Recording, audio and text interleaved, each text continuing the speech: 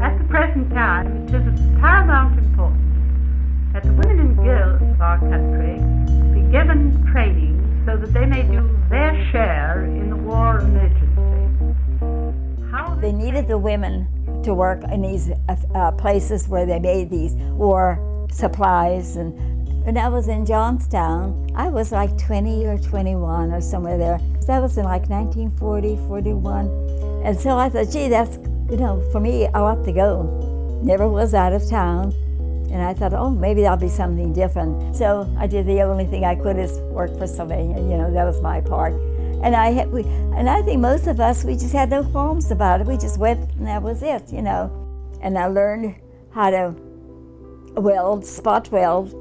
We made those little tubes. That was called the proximity fuse.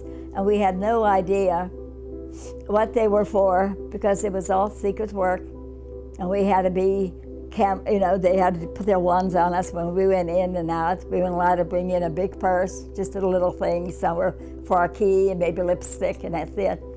But it's worked. It was okay for me, and I found a place in Altoona because people would rent their homes or rooms in their homes for the girls, and we paid rent though. It wasn't much.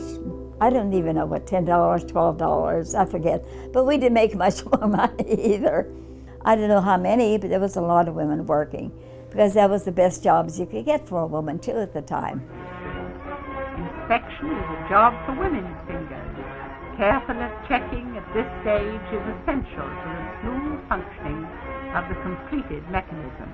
Employers find young women especially capable in this type of work. It was hard, not hard work, but it was hard on the eyes, very tedious. And you had to take your tweezers and push them underneath there and go get those little grids in the middle up. The inspectors, the last girl was an inspector, she used to have her magnifying glass to see that these grids were not bent inside, because if they were bent, it was thrown away. It took a lot. You had real steady hands too and all, so you don't mess them up. And they don't know I have it. I think we were putting out anywhere from 60 an hour. Of course, then they went to different departments to do more with the tube, which we never saw because we weren't allowed to, go looking, nosing around, in other words. Sometimes I wondered where they all ended up. It was in a paper after the war, did they use them in bombs in England to destroy Germany? I said, how could that little tube be that valuable? It's almost impossible to think it would.